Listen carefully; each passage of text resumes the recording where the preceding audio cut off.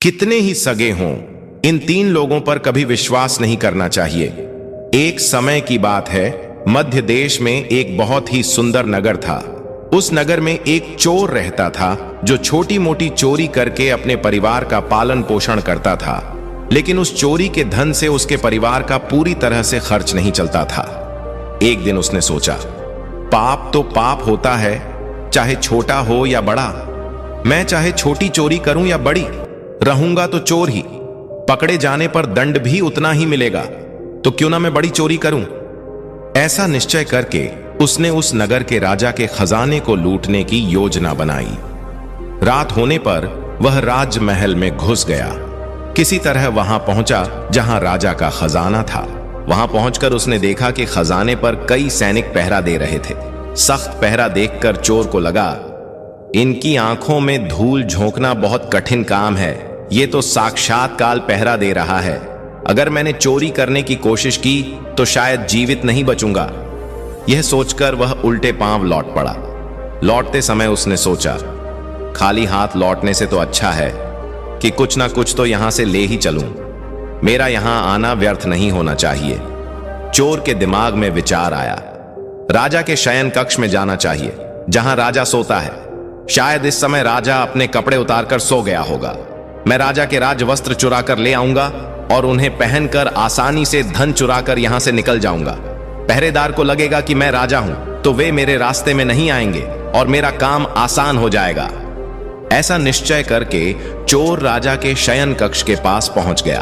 उसने धीरे से पर्दा हटाकर अंदर झांका और नजारा देखकर आश्चर्यचकित रह गया। उसने देखा कि राजा गहरी नींद में सो रहे हैं और उनकी रानी अर्धनग्न अवस्था में पलंग पर बैठी हुई है। रानी को जागता देख चोर के हाथ पांव फूल गए। वह एक तरफ दीवार से सटकर खड़ा हो गया और रानी के सो जाने का इंतजार करने लगा।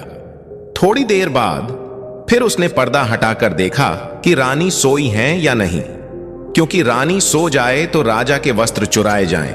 लेकिन चोर ने देखा कि रानी अभी भी उसी तरह बैठी हुई थी। यह देखकर चोर ने सोचा, यहां तो बहुत मुश्किल है। वह वहां रखी हुई टेबल पर बैठने लगा। जैसे ही वह टेबल पर बैठा, उस पर रखी पानी की गिलास नीचे गिर गई। इस आवाज से राजा की नींद तो नहीं खुली, पर रानी तलवार लेकर बाहर आ गई और चोर की गर्दन पर तलवार रख दी। रानी बोली, कौन है तू और यहां किस लिए आया है? सच सच बता, वरना तेरा सिर धड़ से अलग कर दूंगी। चोर डर के मारे पसीने से लथपथ हो गया और हाथ जोड़कर गिड़गिड़ाता हुआ बोला, रानी साहिबा, मेरी जान बख्श दो। मैं एक गरीब चोर हूं और चोरी करने के उद्देश्य से ही यहां आया हूं। छोटी मोटी चोरी करके अपने परिवार का पालन पोषण करता हूं। अगर आपने मुझे मार दिया तो मेरे बच्चे अनाथ हो जाएंगे। मैं वचन देता हूं कि इस बार मुझे छोड़ दो। मैं कभी दोबारा राजमहल की तरफ मुड़कर भी नहीं देखूंगा। मेरे छोटे छोटे बच्चों पर रहम करो। रानी को उस पर दया आई और उसने कहा, सुनो, मैं तुम्हें एक शर्त पर छोड़ सकती हूं। मैं इस समय काम से पीड़ित हूं। यदि तुम मेरे साथ समागम करोगे तो मैं तुम्हें यहां से जाने दूंगी, वरना एक ही झटके में तुम्हारा सिर काट दूंगी। रानी की यह अनोखी शर्त सुनकर चोर और भी ज्यादा घबरा गया। उसने कहा, रानी साहिबा, यह आप क्या कह रही हो? मैं तो एक साधारण चोर हूं और आप इतने बड़े राज्य की महारानी हैं। मेरी क्या औकात है कि मैं आपके साथ ऐसा करूं? मेरे लिए तो यह सोचना भी बहुत बड़ा पाप है। रानी ने कहा, मैं कुछ नहीं सुनना चाहती। अगर तुम्हें अपनी जान प्यारी है तो जैसा कहती हूं वैसा ही करो, वरना मरने के लिए तैयार हो जाओ। रानी का ऐसा प्रस्ताव सुनकर चोर की जान हलक में अटक गई। वह सोचने लगा, आज मैं बहुत बड़ी मुसीबत में फंस गया हूं। अगर रानी की बात नहीं मानी तो भी मारा जाऊंगा और मान ली तो भी मारा जाऊंगा। चोर बहुत बड़ी दुविधा में पड़ गया कि आखिर क्या करूं। अंत में उसने रानी के साथ समागम करने की बात को स्वीकार कर लिया और बोला, रानी साहिबा, मुझे 5 मिनट का समय दे दो। मुझे बहुत जोर से लघु शंका लगी है। पहले मुझे लघु शंका से निवृत्त होने दो, उसके बाद आप जैसा कहोगी मैं वैसा ही करने के लिए तैयार हूं। रानी ने तुरंत तलवार के इशारे से शौचालय की तरफ इशारा कर दिया और चोर उस दिशा में चल पड़ा। रानी वहीं खड़ी होकर उसके लौटने का इंतजार करने लगी। चोर ने इस बीच रानी की नजर से बचकर वहां से भागने की कोशिश की। भागते भागते जब वह द्वार पर पहुंचा तो द्वार पर तैनात सैनिक ने उसे पकड़ लिया और उससे पूछताछ करने लगा। चोर डर से कांपता हुआ सच सच बताने लगा, मैं एक चोर हूं और राजमहल में चोरी करने आया था, लेकिन रानी ने मुझे पकड़ लिया और छोड़ने के बदले एक शर्त रखी थी कि मैं उसके साथ समागम करूं, इसलिए मैं लघु शंका का बहाना बनाकर वहां से भाग आया। सैनिक ने कहा, देख भाई, मैं तुझे एक शर्त पर जाने दूंगा। तुम्हें पुनः रानी के पास लौटकर जाना होगा और कहना होगा कि तुम उसके साथ समागम करने के लिए तैयार हो, लेकिन उससे पहले तुम्हें अपने हाथों से राजा को मारना होगा। सैनिक की यह शर्त सुनकर चोर के पांव तले जमीन खिसक गई। उसने सोचा, अब तो मौत निश्चित है। अगर मैंने रानी से यह बात कही तो रानी मेरा सिर काट देगी। मजबूरी में चोर वापस रानी के पास गया और बोला, रानी साहिबा, मैं आपके साथ संबंध तो बना लूंगा, लेकिन मुझे एक बात का डर है कि अगर उस समय राजा साहब जाग गए तो ना आप बचेंगी और ना मैं। राजा साहब हम दोनों को मार डालेंगे। इसलिए आपको एक काम करना होगा, आप अपने हाथ से राजा का सिर काट दीजिए, फिर हम निडर हो जाएंगे। अगर आप इतना कर सकें तो मुझे आपकी शर्त मंजूर है, वरना मैं आपके हाथों मरना उचित समझूंगा। आप मुझे मार दीजिए। काम के वशीभूत रानी चोर से कहने लगी, ठहरो, यह कौन सी बड़ी बात है, मैं अभी राजा साहब को मौत के घाट उतार देती हूं। इतना कहकर रानी ने दोनों हाथों से तलवार पकड़ी और सोए हुए अपने पति का सिर काट दिया। जब रानी ने राजा का सिर काट दिया तो सारा कमरा खून से लथपथ हो गया और राजा के खून से रानी भी भीग गई। वह भयानक दृश्य देखकर रानी बेहोश होकर गिर पड़ी और उसी समय चोर वहां से फरार हो गया।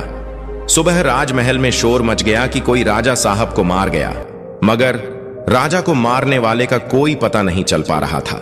सब लोग बड़े आश्चर्य में थे कि राजा को सोते हुए किसी ने मार डाला। इधर रानी भी दहाड़ मार मार कर रो रही थी। इस रहस्य को पूरे राजमहल में केवल वही सैनिक जानता था कि रानी और उस चोर में से किसी एक ने ही राजा को मारा है, परंतु उसने इस बात की चर्चा किसी से नहीं की। राजा के अंतिम संस्कार की पूरी तैयारी हो चुकी थी। उधर रानी ने घोषणा की कि वह अपने राजा के साथ सती होना चाहती है। यह जानकर किसी ने रानी पर संदेह नहीं किया, क्योंकि अगर रानी ने राजा को मारा होता तो वह राजा के साथ सती क्यों होती। इधर रानी सारे श्रृंगार करके राजा के साथ चिता पर जाकर बैठ गई। राज्य के सभी लोग एक एक करके चिता पर लकड़ी रख रहे थे और उन्हें नमन करके पीछे लौट रहे थे। इस प्रकार सबसे अंत में वह सैनिक भी राजा की चिता पर लकड़ी रखने गया जो इस रहस्य को जानता था। उसने धीरे से रानी के कान में कहा, महारानी, आप तो सती हो जाएंगी, लेकिन मुझे इतना तो बता दीजिए कि राजा को आपने मारा था या उस चोर ने। यह सुनकर रानी चौंक पड़ी।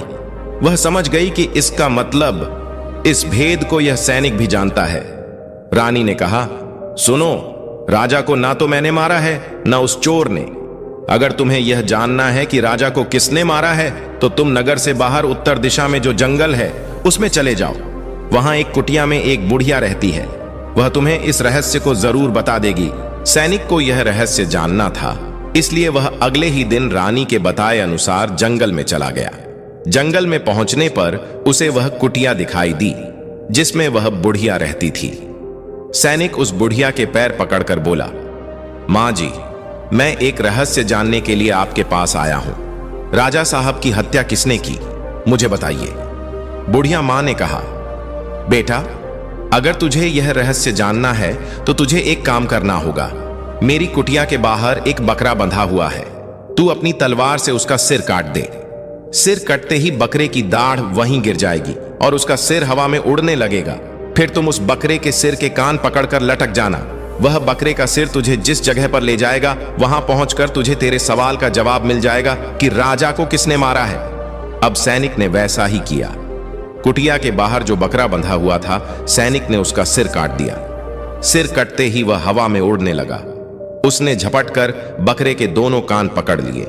वह सिर उसे उस भयंकर वन के बीचों बीच ले गया। वहां एक गुफा थी और उसके द्वार पर जाकर सिर नीचे उतर गया।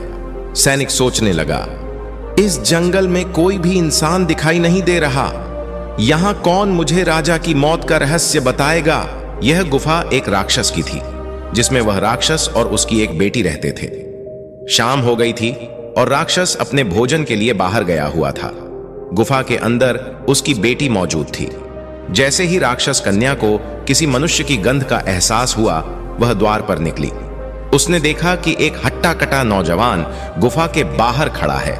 राक्षस कन्या ने सोचा, अगर इसे खा लिया तो भूख मिट जाएगी और जिंदा रखा तो कई काम आएगा।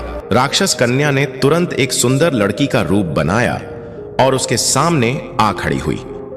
इतनी सुंदर स्त्री उसने पहले कभी नहीं देखी थी। सैनिक उसे देखते ही उस पर मोहित हो गया। लड़की ने उसे अपनी गुफा में बुला लिया और उसके साथ समय बिताया। जब राक्षस के लौटने का समय हुआ तो लड़की ने उसे मक्खी बनाकर दीवार पर चिपका दिया। राक्षस आया और बेटी से पूछा, बेटी, मुझे मनुष्य की गंध आ रही है। कोई इंसान हमारी गुफा में घुस आया है क्या?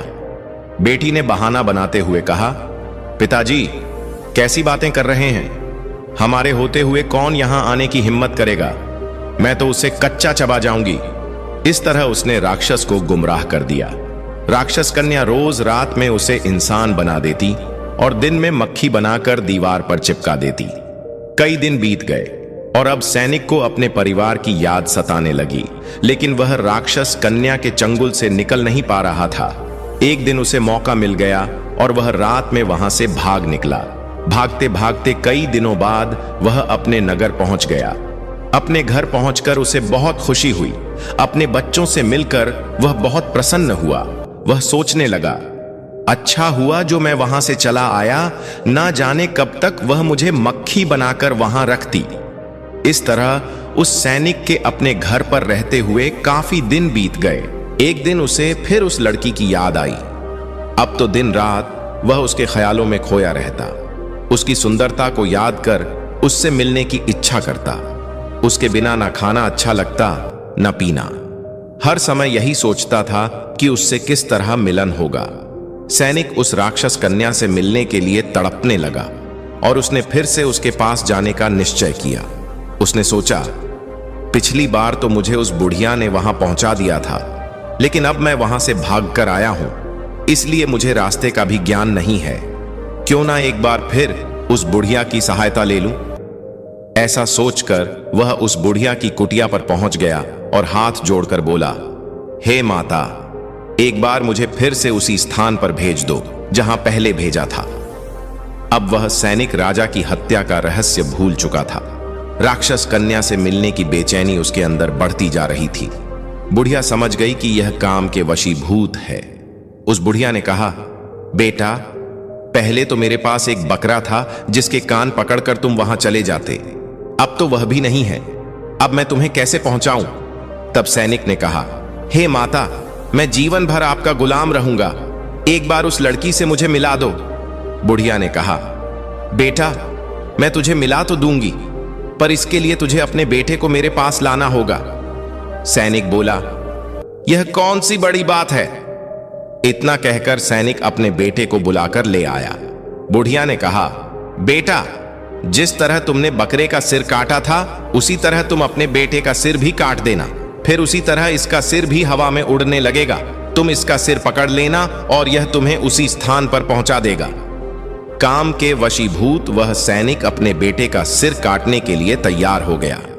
जैसे ही उसने तलवार लेकर बेटे का सिर काटना चाहा, तब उस बुढ़िया ने उसका हाथ पकड़ लिया और कहने लगी, ठहरो, यही तुम्हारे प्रश्न का जवाब है। चाहे कितने ही सगे हों, इन पर कभी भी विश्वास नहीं करना चाहिए। पहले राजा को ना चोर ने मारा था, ना रानी ने। राजा को हवस ने मारा था। जिस तरह काम वासना में अंधा होकर तुम अपने बेटे को मारने के लिए तैयार हो गए, उसी हवस के वशीभूत होकर मनुष्य अंधा हो जाता है और गलत से गलत काम भी कर जाता है। दूसरा, धन के लालच में आकर कोई भी किसी को मार डालता है। और तीसरा, क्रोधी व्यक्ति क्रोध में अंधा होकर सब कुछ भूल जाता है और वह सब कर डालता है जिससे जीवन भर उसे पछताना पड़ता है। क्रोध में उसकी बुद्धि विवेकहीन हो जाती है और वह अपना पराया कुछ नहीं देख पाता। इन तीनों से हमेशा बचकर रहना चाहिए, अन्यथा जीवन भर पछताना पड़ता है। मित्रों, आशा करते हैं कि आपको हमारी यह सुनाई गई कथा अच्छी लगी होगी। अगर आपको यह कथा अच्छी लगी तो प्लीज वीडियो को लाइक करें और चैनल को भी सब्सक्राइब करें और लास्ट तक कथा सुनने के लिए आपका धन्यवाद।